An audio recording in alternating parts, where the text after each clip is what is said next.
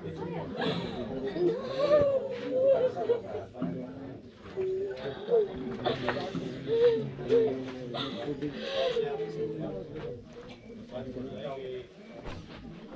few minutes later. Ito guys, may nakita po guys. Oh. Dalawa po to sila guys. Hindi ko talaga alam kung ano to. Tapos may maririnig ka na iba't ibang klase po ng huni. Yan. Binalikan ko po guys. Kasi parang iba talaga eh.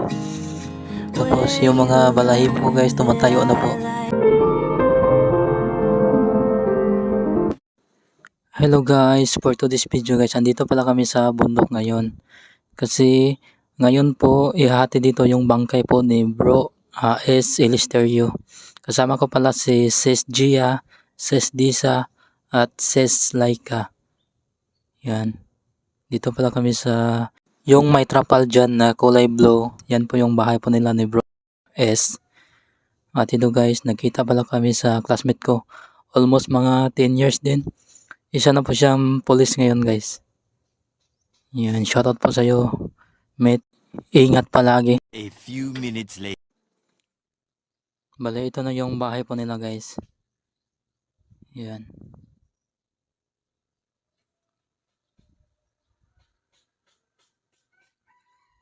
Yan guys. Ang dahilan pala sa kanyang pagkamatay guys is nalaglag siya sa crane. Kasi ano kasi ito siya eh, surveyor. Tapos yung mismong engineer niya guys is tito niya. While doon siya sa ibabaw guys, nalaglag po siya sa crane. Based sa aking na-interview, yung safety belt hindi daw na-lock. Tapos yung haba sa nalaglagan niya guys is 4th floor. Sobrang taas yan guys. Imagine nyo na lang guys, sobrang taas talaga yan. Mang-bless ako dito ha. Simula yung umuwi siya dito guys, 1 buwan mahigit lang siya sa Maynila guys. Tapos yun nga, nakauwi siya dito sa kanilang lugar. Sad to see, bangkay na po. Nakikiramay po ako sa lahat ng family po, sa pamilya po. Elisterio family, Carpio family. Yan, shoutout po ka auntie. God bless. At ito yung happy moment niya guys. Itong time na to guys, ito yung pag-uwi niya dito. Yan. 20 years old pa lang to guys. Sobrang bata pa talaga. Nakakalungkot talaga isipin guys.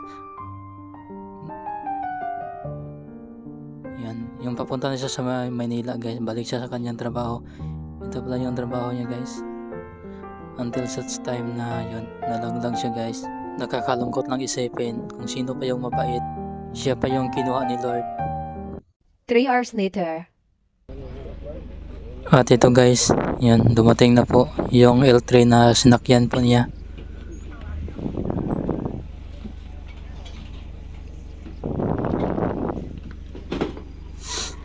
Nakakalungkot talaga guys. Naiiyak talaga ako guys. Hindi mo akalain na ganito na pala yung mangyari sa kanya. Hindi talaga natin alam yung buhay po natin. Kaya ready tayo sa lahat ng oras, sa lahat ng panahon. Kasi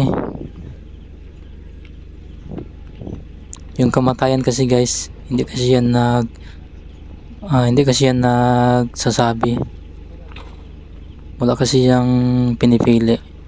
Mabata ka man o matanda, mayaman ka man o mahirap, yung kamatayan wala yung pinipili. Mangi po tayo palagi ng tawad sa Panginoon. Kasi I know guys na wala pong perfecto sa atin. Ang tanging makapitan na natin talaga is ang Panginoon. I know na siya yung may-ari sa buhay natin. Kaya ready lang tayo all the time. Just in case kung kunin tayo ni Lord. Yan. Surely guys na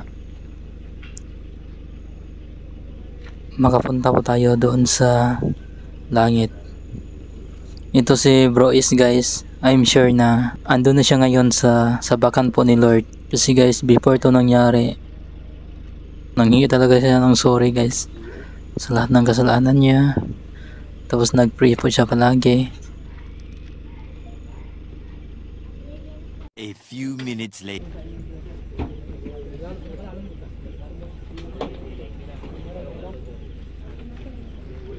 Badaplin mo, badaplin.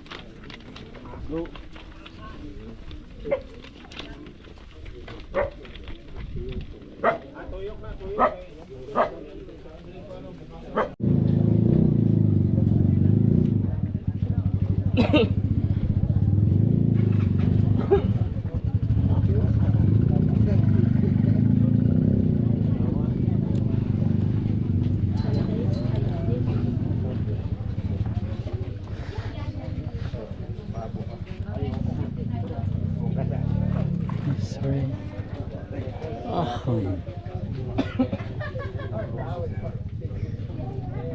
Really?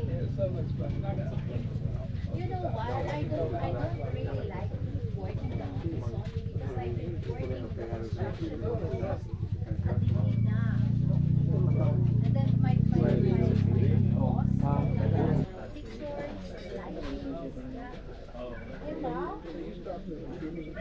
Yeah.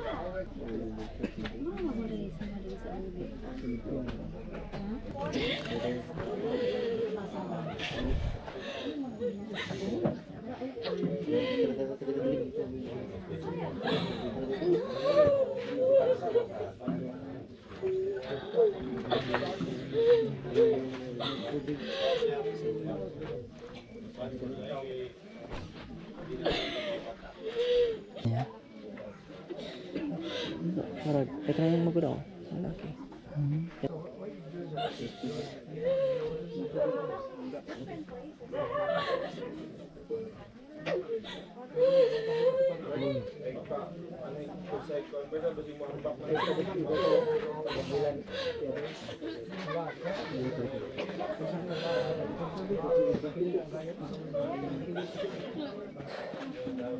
Two hours later. At ito guys, pauwi na po ako. Running 12 in the evening na to guys. Siguro guys mga 15 kilometer pa yung travelon ko guys. Si Lord po yung mga gabay sa akin sa aking pag-uwi. At while traveling po ako guys, may nakikita po ko sa daan guys na kakaiba talaga. Tapos ang dami pang mga ibon na yung mga huni po ng ibon. Hindi ko maintindihan yung mga boses guys. Pero hindi ako natatakot kasi I believe and I know na kung saan man ako magpunta, kasama ko si Lord palagi. By the way guys, ako lang pala nag-iisa guys pauwi. Guys, pakiusap ko pa sa inyo guys, paki-share, like, follow and subscribe po itong video na to guys. Salamat po sa inyong lahat guys. Tapusin nyo itong video na to hanggang sa dulo. A few minutes later. Ito guys, may nakita po ako guys. Oh. Dalawa po to sila guys. Hindi ko talaga alam kung ano to.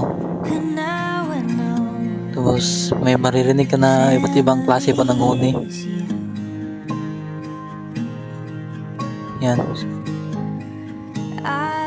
Binalikan ko po guys. Kasi parang iba talaga eh. Tapos yung mga balahibo ko guys, tumatayo na po. Yan, binalikan ko talaga guys. curious lang din ako kung ano talaga. I could almost hear Yan, dalawa. this is love. Hindi ko talaga alam kung ano yan. And it came to my Basta kaya masabi ko lang yun, nakita ko. Ito, kasi iba't ibang klase po ng huni po ng mga ibon. Hindi ko alam kung yung iba ibon ba yung huni. Siguro narinig nyo guys. Yan. Yun. Yun, ano siguro yun. Yun po guys.